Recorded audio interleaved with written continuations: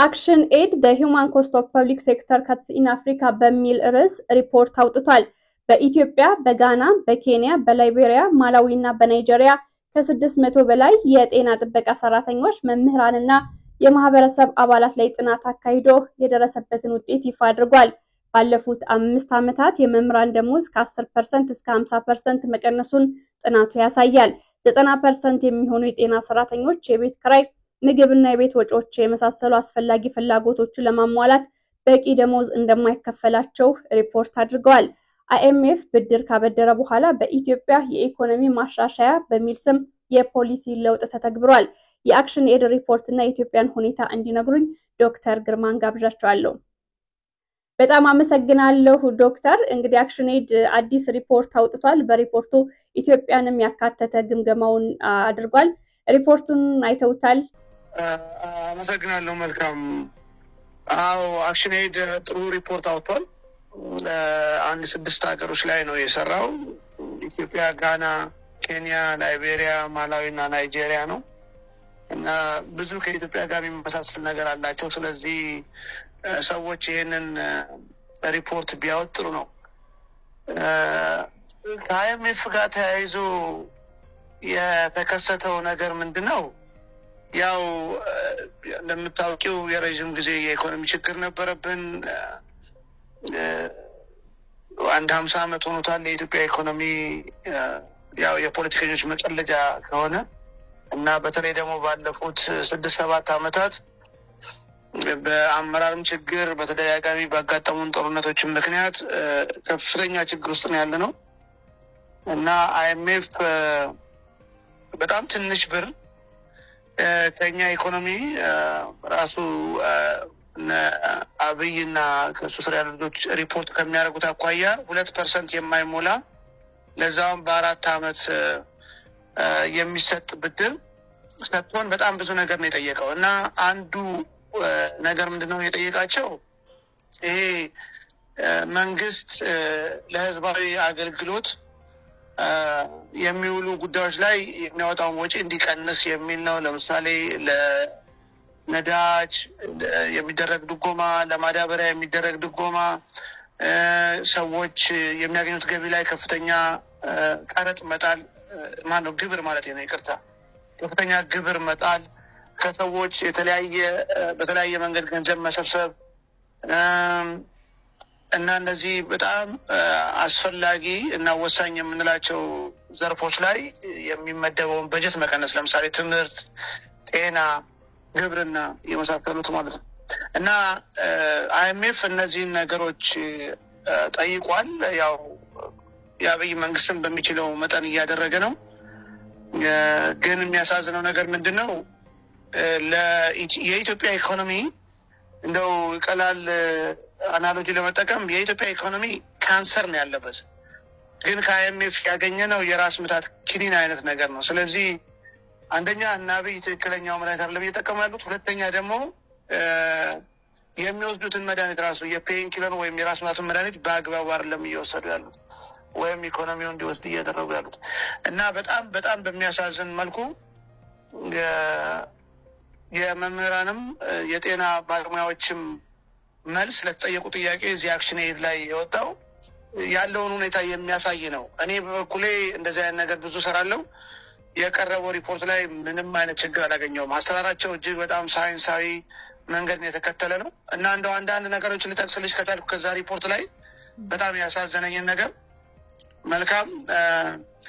አንደኛው ለምሳሌ ከተጠየቁ 100 የሚሆኑ መምህሮች እንትኑ ነው የምነግርሽ፣ ፕሮፖርሽኑ ነው የምነግርሽ። 90 የሚሆኑት ከመቶዎቹ 90 ወይም 91 በመቶዎቹ ምንድን ነው ያሉት? የምናስተምርበት ሁኔታ እጅግ በጣም ተበላሽቷል ነው ያሉት። አንደኛ እንግዲህ ትምህርት ቤቶች ላይ ኢንቨስት አለመደረጉ ይሄን አምጥቷል። ሁለተኛ መምህሮቹ ከመቶ መምህራን 96ቱ ወይም 96 በመቶ የሚሆኑት መምህራን ባለፉት 5 ዓመታት ምንም አይነት የሙያ ስልጠና አላገኙም። ስለዚህ የእነሱም አቅም የተማሪዎቻችንም አቅም የዛሬ 5 ዓመት ላይ እንዲቆም ተደርጓል ማለት ነው። ሌላው ተደራጅተው እንኳን ጥያቄያቸውን እንዳያቀርቡ ከመቶ መምህራን 78 የሚሆኑት ወይም 78 በመቶ የሚሆኑት መምህራን እዚህ ጥናት ላይ የተሳተፉት መንግስት ከፍተኛ የሆነ ጫና እያደረገባቸው ነው። ተሰባስበው እንኳን የሆነ ነገር ማድረግ እንዳይችሉ እርስ በርስ እንኳን እንዳይማማሩ። ሌላው ትልቁና እኔ ለኢትዮጵያ ሕዝብ እጅግ በጣም አሳዛኙ ዜና ይመስለኝ 91 በመቶ የሚሆኑት መምህራን ከመምህርነት ሙያ መውጣት ይፈልጋሉ። 91 በመቶ የሚሆኑት ይህንን በምን አማርኛ ላስቀምጠው እንደምችል አላውቅም። መልካም ግን እጅግ በጣም አሳዛኝ ዜና ነው። እንደው የጤና ባለሙያዎችንም ብታየው እዚህ ጥናት ላይ የተሳተፉት አንደኛ ያው ቅድም ልክ እንደ ትምህርት ቤቱ 95 በመቶ የሚሆኑት ወይም ከተጠየቁ 100 ሰዎች 95ቱ የጤና ባለሙያዎች ለሕክምናው አገልግሎት የሚበቃ በጀት የለም ሲሉ ተናግረዋል። 95 በመቶ እና ይሄ ደግሞ የሚያሳዝነው ነገር 90 በመቶ የሚሆኑት የጤና ባለሙያዎች የተናገሩት ይሄ የበጀት ቅነሳ በጣም የሚጎዳው ህጻናትንና እናቶችን ወይም የህጻናትና የእናቶችን ሕክምና ነው። እንግዲህ ይሄ ምን ማለት እንደሆነ አይ ቲንክ ለአድማጮች ግልጽ ይመስለኛል። ሌላው ሁሉም የጤና ባለሙያዎች የመድኃኒት ዋጋ እንደጨመረ ተናግረዋል። የመድኃኒትና ሕክምና ሌላው የራሳቸውን በተመለከተ ሙሉ በሙሉ የሚባሉት ከተጠየቁት ሁሉም የእነሱ ገቢ የዛሬ 5 ዓመት ከነበረው ቀንሷል።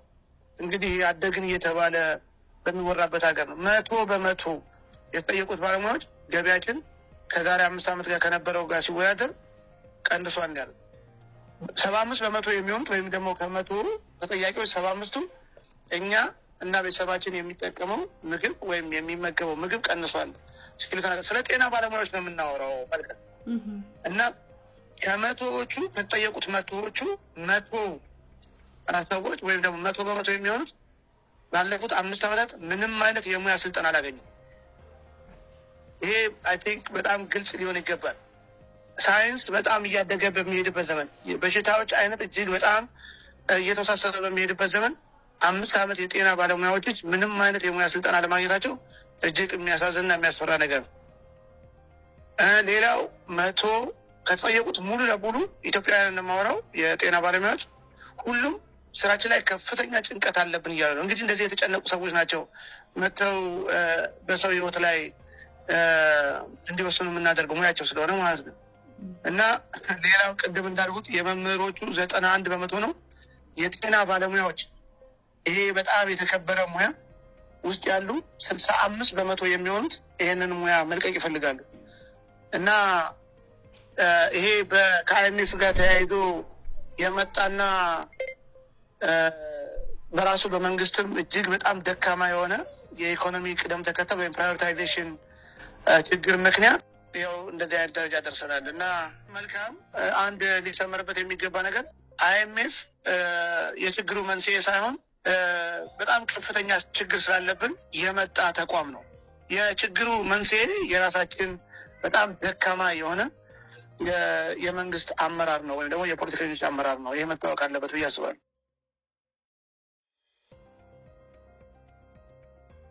አመሰግናለሁ ዶክተር ግርማ። እንግዲህ ሰሞኑን የጤና ባለሙያዎች በኢትዮጵያ አድማ እያደረጉ ወይም ደግሞ መብታቸውን ለማስከበር እንቅስቃሴ እያደረጉ እንደሆነ ይታወቃል። የነሱ ጥያቄ የኢትዮጵያ በተለይም የመንግስት ሰራተኛው ያለበትን ሁኔታ እንዴት ያሳያል? እንዴት አዩት? በጣም ጥሩ። በነገራችን ላይ እንግዲህ የሕክምና ባለሙያዎች እኔ እስከማውቀው ድረስ እጅግ በጣም ከፍተኛ ኃላፊነት ያለበት ሙያ ያላቸው ሰዎች ናቸው። ምክንያቱም በሰው ልጅ ህይወት ላይ ምትክ በሌላት በሰው ልጅ ህይወት ላይ የሚወስኑ ባለሙያዎች ናቸው። ለዛም ነው ትምህርታቸው ረጅም ጊዜ የፈጀው፣ እጅግ በጣም ጥንቃቄ የተሞላበት። አሁን ኢትዮጵያ ውስጥ ያለውን ትምህርት እንተውና እጅግ በጣም ጥንቃቄ የተሞላበት ብዙ የሚደከምበት እና በዓለም አቀፍ መመዘኛዎች ሳይቀር የሚመዘን ፈተና ያላቸው ባለሙያዎች ናቸው እና እጅግ በጣም ከባድም ሙያ ነው። እጅግ በጣም ትልቅ ኃላፊነት ያለበት። ለዛ ነው በነገራችን ላይ በጣም ብዙ ሀገሮች በሙያ የሚቀጠሩ ባለሙያዎችን ደሞዝ ብታይ በጣም ብዙ ሀገሮች ለሕክምና ባለሙያዎች ብዙ ይከፍላሉ በአንጻሩ ማለት ነው። ይሄ አግባብ ነው፣ ትክክልም ነው። ያን አንድ የጤና ባለሙያ አንድ የሕክምና ጠረጴዛው ላይ የተኛን ሐኪም ማነው የተኛን ታካሚ ስለሚበላው ምግብ፣ ስለሚጠጣው መጠጥ፣ ስለ ቤቱ፣ ስለ ጫማው፣ ስለ ልብሱ እያሰበ ሊያክም አይችልም። ስለዚህ ቢያንስ የህዝብ ገንዘብ ነውና የሚከፈለው። በነገራችን ላይ የመንግስት በጀት የሚባል ነገር የለም። የህዝብ ገንዘብ ነው ያለው።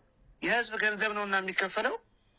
ህዝቡ እስከፈቀደ ድረስ እነዚህ ባለሙያዎች በአግባቡ እና የተዳደለ ኑሮ በሚኖሩበት እንዲኖሩ በሚያስችል መልኩ ሊከፈላቸው ይገባል።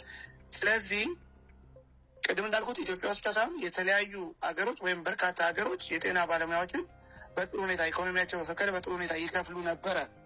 እኛም ሀገር እኔ እስከማውቀው ድረስ እስከ ደርግ ጊዜ ድረስ የጤና ባለሙያዎች ክፍያ ላይ ቅሬታ ሳይቀርቡ ሰምቼ አላውቅም። እንግዲህ አቅርበው ሊሆን ይችላል፣ እኔ አላውቅም።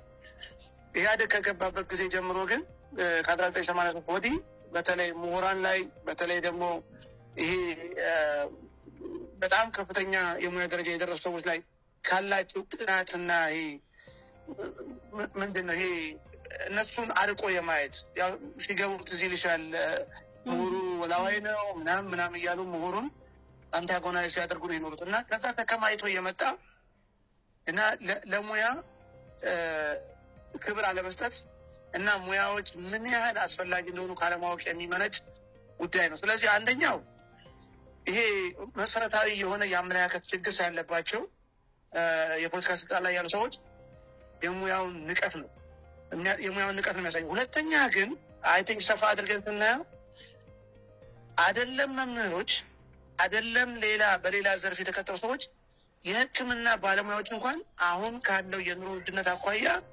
የሚከፈላቸው ገንዘብ በቂ ኑሮ እንዳይኖሩ አድርጓቸዋል የሚለውን ነው የሚያሳየው። የጤና ባለሙያዎች በኢትዮጵያ የሲቪል ሰርቪስ አከፋፈል ከፍተኛ ደረጃ ላይ ያሉት ባለሙያዎች በሚከፈላቸው ክፍያ እንግዲህ ማስታወስ ያለብን ኢትዮጵያ ውስጥ ዋናው ቀጣሪ ወይም ብዙ ሰው የሚቀጥረው መንግስት ነው። ምክንያቱም የግል ሴክተሩ እንዳያድግ ያልተደረገ ነገር የለም ባለፉት 50 ዓመታት። ስለዚህ መንግስት ከፍተኛ ደረጃ ሊከፍላቸው የሚገቡ ሰዎች በቂ ምግብ፣ በቂ መጠጥ፣ የተዳደለ ቤት እና በቂ ልብስና አልባሳት ማግኘት አልቻልንም ወይም ሊኖር አልቻለም ብለው እየተቃወሙ ነው። ስለዚህ በሌላው ዘርፍ ውስጥ ያሉ ባለሙያዎች ምን አይነት ኑሮ እየኖሩ እንደሆነ ትልቅ ማሳያ ይመስለኛል። ስለዚህ እንደው አተፋውት እንጂ መልካም ለማለት እየሞከርኩ ያለሁት ኢትዮጵያ ውስጥ እጅግ በጣም ጥሩ ይከፈላቸዋል የሚባሉት ባለሙያዎች እንኳን ያለውን የኑሮ ውድነት መቋቋም አልቻሉም። ይሄ ደግሞ ቅድም እንዳልኩት መንግስት ለምን ቅድሚያ መስጠት እንዳለበት ወይም የፖለቲካ ስልጣን ላይ ያሉ ሰዎች የህዝብን ገንዘብ ምን ላይ ማዋል እንዳለባቸው ወይም ለምን ቅድሚያ መስጠት እንዳለባቸው አላወቁም እያልኩ ነው። እና የጤና ባለሙያዎችን የኢትዮጵያ ህዝብ ከጎናቸው ሊቆም ይገባል። የፖለቲካ ስልጣን ላይ የተቀመጡ ሰዎች ለህዝብ የሚጨምሩት ቅንጣት ነገር የለም። የጤና ባለሙያዎች መምህራን ግን የወደፊቷን አገር እየገነቡ ነው፣ የሰው ህይወት እያተረፉ ነው። እና ለእኔ በኢትዮጵያውያን ላይ እና በኢትዮጵያ የወደፊት እጣ ፈንታ ላይ የተደረገ ትልቅ ዘመቻ ይመስለኛል። መንግስት ለሕክምና ባለሙያዎቻችንና ለሌሎች ባለሙያዎች የህዝብን ገንዘብ በአግባቡ በመጠቀም በአግባቡ ሊከፍላቸው ባለመቻላል እና በዚህ መልኩ ነው የማየው መልካም የጤና ባለሙያዎቻችንን ችግር። በጣም አመሰግናለሁ ለሰጡኝ ማብራሪያ። በሌላ ጊዜ ሰፋ ባለ ሁኔታ እንገናኛለን። ዶክተር ግርማ ለዛሬው አመሰግናለሁ። እኔም አመሰግናለሁ። መልካም